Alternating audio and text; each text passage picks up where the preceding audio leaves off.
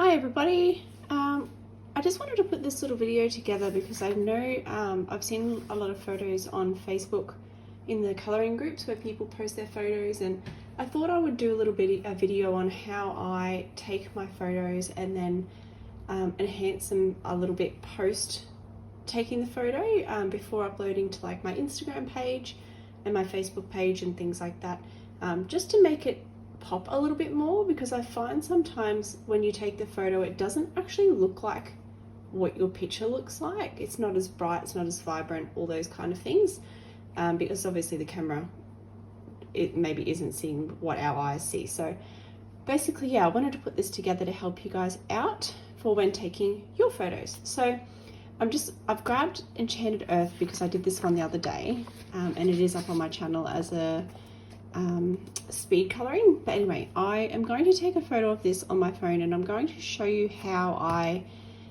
edit it in post, so you can actually see what I do before posting it to Instagram. So I've grabbed my phone. There's ink splatters all over it, so give me a second and I will clean that off. Okay, so I fixed that up. I've grabbed my phone, cleaned it up because it was next to my artwork earlier.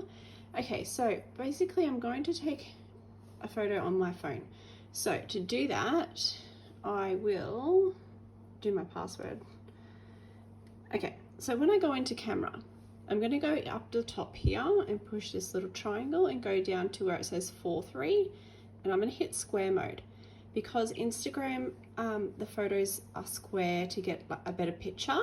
You want to follow their guidelines, I guess, with what they want. So now that I've hit square, I take a photo. So I take two. I take one from above, I line it up as best as I can, take my shot. Then I will also take a second one where I go into the exposure and I up the exposure to 1. And that's just going to brighten my picture up. So take.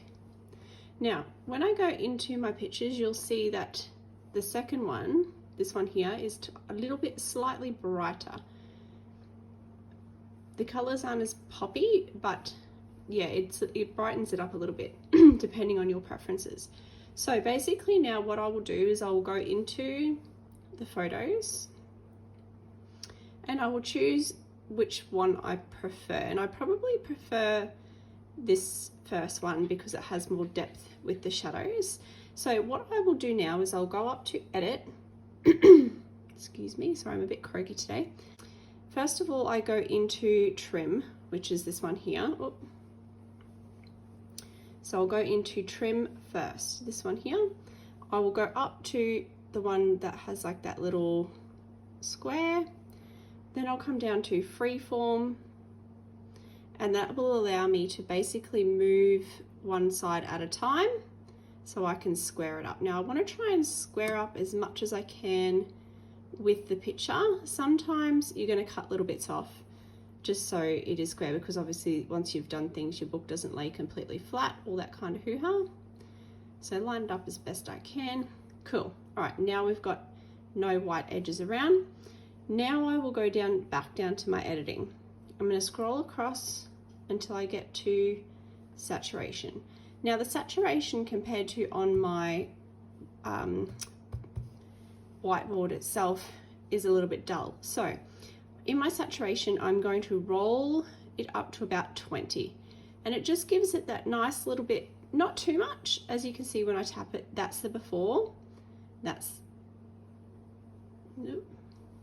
the after. Then I'm also going to go into vibrance. Sometimes you'll find it either needs 10 or you can bump it up to 20 depending on how bright your picture actually is in real life. Generally I will go 20 and 20. Sometimes if I've used really bright colors though, I will make it maybe for like, 15, 10, 15. You'll have to play with it. It also depends on your lighting and things like that too.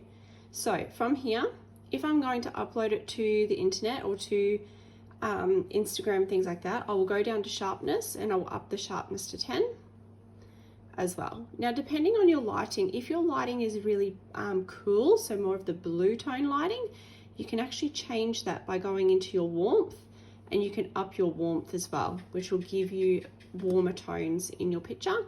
So I will go about a 10 because I am using more of a daylight lamp, so it does make it on the cool side.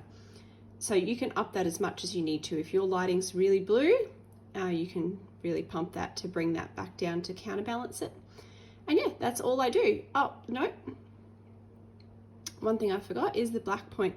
So the black point is going to deepen all of the darker parts of the picture, just like you've got your picture on the paper basically. So sometimes it will look a little bit more poppy if you just up that slightly. So I just up that usually to about 5, just to bring up those shadows a little bit more. So I don't actually play with the shadows and the highlights as such. It's just that little bit of a black tone that I bring up a little bit to make it pop. But yeah, that's pretty much it. Once I've done that, I push done, and there's my picture ready to go.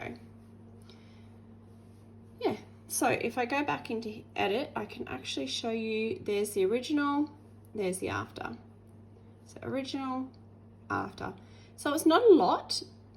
There's not a lot done. It's literally just enhancing the photo of the original. So before and after. And it looks so much nicer when I post it.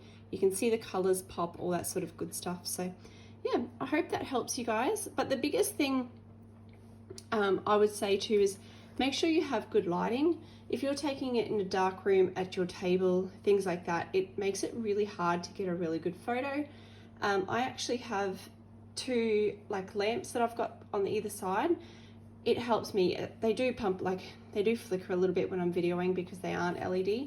So they're picking up that fluoroluminescence or whatever it's called, which is a pain in the butt, but it's better than nothing and working in the dark. So if you don't have adequate lighting at night, don't take your photo, maybe wait for the next day until it's daylight and find a nice spot where you're getting some good light.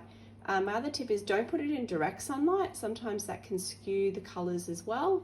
And the other tip is, yeah, don't put it in like half shade, half sun kind of thing. You're going to get an uneven photograph. So you want to look for nice, even, bright, clean light, preferably in the day if you have day, or if you have lighting at night, you can use that as well. But that's my tips on how to get a good photo for Instagram or Facebook or anything like that. The only other thing I was going to say is if you have a page like, let's pull in Kirby's. So for example, I've been working on this one. I will actually change the setting. So if I go into my camera, I will change my setting. Rather than going in here and going into square mode, I will go into 16:9. And from there, I will take it like this. So it gives it a long version of it. So for example, one that I took earlier of this page, just go through my phone and find it so you're not looking at all my eBay pictures. There we go there. So I have taken it in the 16:9 ratio, and have done the same editing process. The only difference was that it's not in square mode, it's in 16:9 ratio. So yeah, basically that's how to take a good photo. I hope that helps you guys. Yeah, like, comment, subscribe, whatever you need to do. I appreciate everyone for watching my videos, and yeah, have a great week, guys. See ya.